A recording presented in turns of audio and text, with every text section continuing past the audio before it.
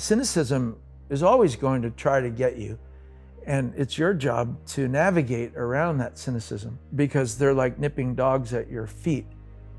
They're not important. Cynicism is valueless in my book.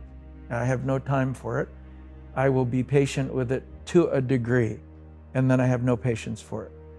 Some parent that doesn't want their kid to play the violin, okay, and they're antagonistic, you've got to be an accountant. You've got to be an accountant. You go, okay, Dad, I love you, but if I become an accountant, I'm becoming what you want me to be, and I have a good chance at having a not so happy life.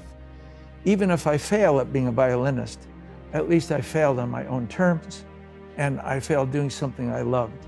So you got to let up on me, Dad, or brother, or sister, or whatever, whoever that character is that has a counter intention to you.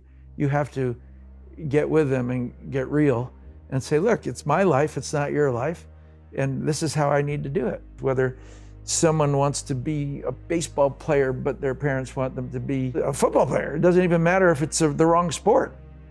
You see, it's not your sport, and I've watched people do this my whole life. I've watched them, wow, you got to be a professional football player for 6 months. Why didn't that work out? Well, because I wanted to be a baseball player. Well, what happened? They said, well, my dad wanted me to become a football player, and I was really going on his wishes. So if you had to redo history, you'd say, would I have told Dad at that time, look, I'm just enjoying this more than that. Can you let up on me? So there's all these interesting increments of how you give yourself permission and navigate around people that are counter your intentions. You can't forget that life is an art. This is why Oprah and I connected immediately, because, we did a whole episode one time on enlightening people that didn't have money on how they can live art. I said, very easy.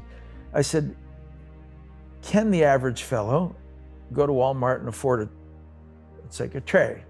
Yes, it might be $3. Can you afford a cup instead of a paper cup? Might be $1, it's fine. Now, can you put your favorite coffee in that cup? Can you go to a market or something and get a nice blueberry muffin? Can you make that look pretty, put a flower on that tray? Now can you go give it to your husband or your wife?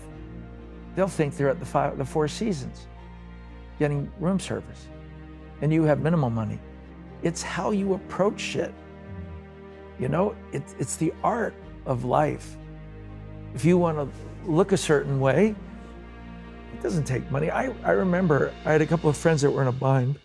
They needed a suit for a wedding.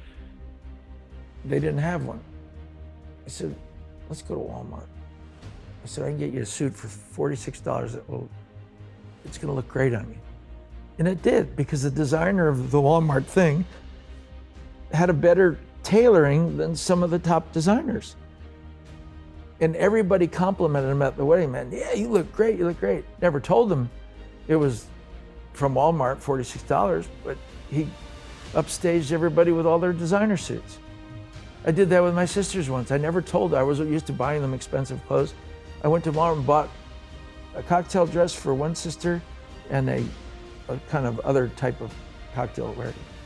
They wore them out.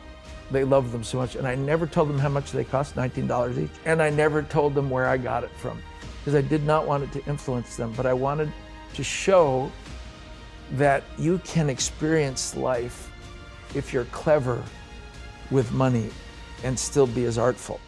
There's a joy of creating, and that's free, whether you write or